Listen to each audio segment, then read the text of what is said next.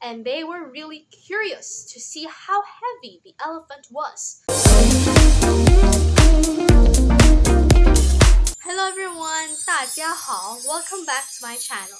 As our recap, in our previous video, 四面楚歌, we were not only introduced to the two main characters of the episode, Liu Bang and Xiang Yu, but also learned of the witty tactics of Liu Bang's army and the desperate situations of the Chu army, which was led by Xiang Yu. You might be asking me this question, so what's next in store for us? Will this new story be still in the Chu Han period or no? Actually, the answer is yes and no. Why? For today's lesson, we'll jump forward to the later part of the Han Dynasty, which is the Three Kingdoms period, or in Chinese, 三国 or 三国时期. Basically, this was when the Han Dynasty was no longer the superpower it used to be. Huh? Wait, what do you mean by this? Let's take a look in this timeline. After Liu Bang inaugurated the Han Dynasty, its successors reigned with an iron fist, instilling justice and righteousness into the country. This faction of the dynasty, the Western Han or Si Han, was also credited for creating the Silk Road, unlocking the door of opportunities for foreigners to exchange goods and products to the Chinese people. As a result, due to the big boom in the economy, coupled with the extreme peace and order in that time, the dynasty and its inhabitants prospered and lived happily. However, in the Eastern Han Dynasty, or Dong Han, although there were numerous significant contributions, there was a very big problem. Most of the emperors at that time died young, so their very young sons would succeed them. But since the new emperors were very little at age, guess who had to rule the country for him? His mother, the Empress Dowager. Some Empress Dowagers would use their power to delegate government positions to their own family members, and to counterattack this situation, the young emperor would team up with the eunuchs or taijian. Therefore, a civil war would ensue, and this was the very big thorn that struck the Eastern Han Dynasty for years, something that made the Liu family weak. So this is like the overview of this sector of the dynasty. Our time period for today, as mentioned a while ago, is during the Three Kingdoms period, or 三国. At that time, the emperor was just a young child and did not have the capabilities to handle a dynasty. So, the title of our news story for today is Cao Chong称象.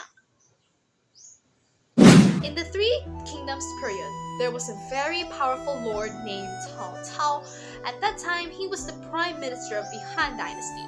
If you ask me how powerful he was, my answer is super. He was not only the prime minister, but he also commanded millions of armies.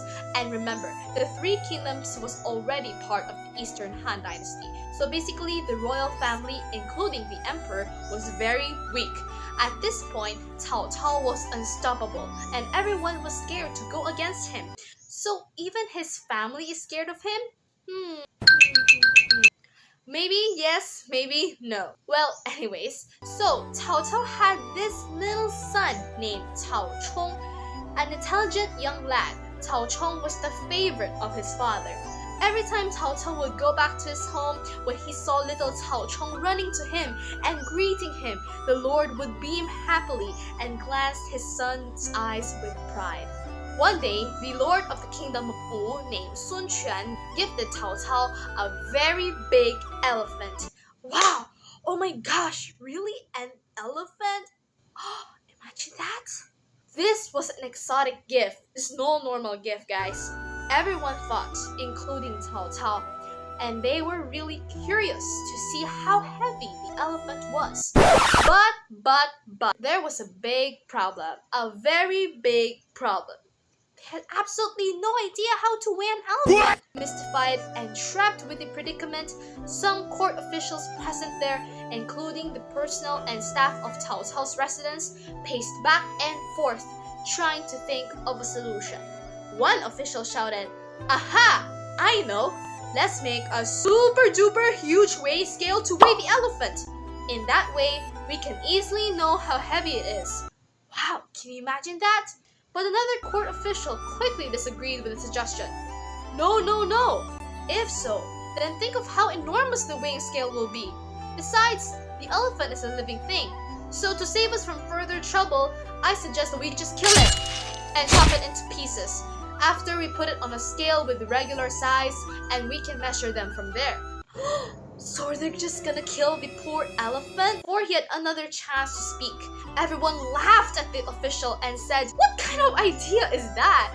Do you mean we'll kill an innocent elephant just for the sake of discovering how massive it is? Ridiculous! Ridiculous!" This plan can't work, and the other plan also can't work. What should we do? Everyone had just run out of ideas. But, their thoughts were interrupted by a childish voice. "Daddy, look! There's an elephant!" That was the excited and fresh voice of the little kid, Cao Chong. Clutching and yanking his father's arm, the young boy bounced up and down at the sight of the large animal. Cao Cao smiled at his young son and said, "Yes, son, a close friend of mine gifted me this very large elephant. Do you think it's marvelous?" Cao Chong nodded in agreement. But Cao Cao continued, "We want to know the weight of the elephant. Unfortunately, we just couldn't find a way." As Cao Cao continued to talk, he failed to notice that Cao Chong was already deep in thought. Then suddenly, Cao Chong's eyes lighted up. "Aha! I know!" he shouted. Leaning down to his son's height, Cao Cao beckoned him to whisper his plan in his ear. After gushes of whispers, Cao Cao smiled and commanded the people present at the spot.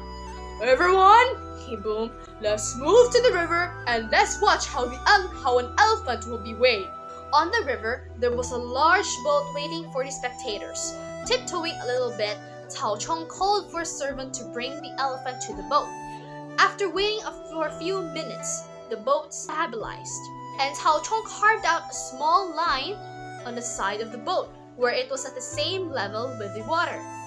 Then, after bringing the elephant out of the boat, Cao Chong assisted the servants in putting large and tiny stones into the boat. As a result, the boat sank little by little, and soon, as it was at the level of the carved out line and the water surface, the young boy stopped loading stones and asked the servants to do the same. Hey guys, if you guys are kind of confused as to the plan of Cao Chong, here are some visual aids to help you guys out.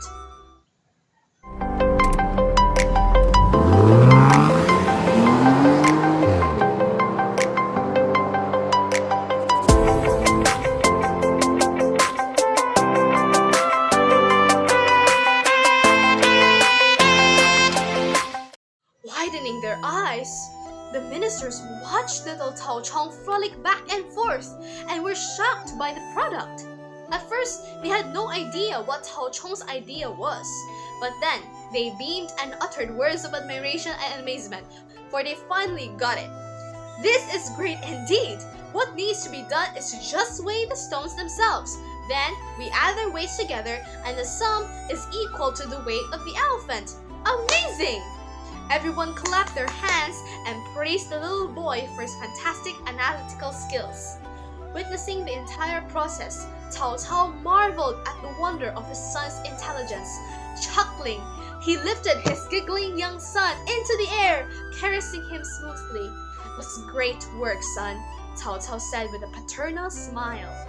"This just proves that even as a young child, your knowledge is beyond compare. You are 10 times smarter than those ministers of mine." The word was spread, and this story was instantly the subject of emulation, especially for young children. This is indeed a magnificent deed to behold and a good story to narrate. The end. Whoa, guys, it was incredible, wasn't it?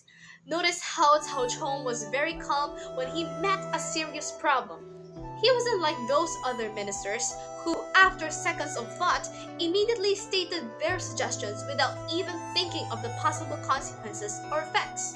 This is also one way, guys, when we encounter a particular situation and are asked to solve it. We analyze the situation carefully, weigh the different solutions, and if we're able to select one, we think of the effects that it may bring. Sometimes not all solutions are the correct ones, but we must remember to choose the best one. Okay, so that's it for today, and I hope you are able to learn something new from today's story, and I hope that we can apply the skills and values that we just discovered today in our daily lives. See you guys next time. Bye for now.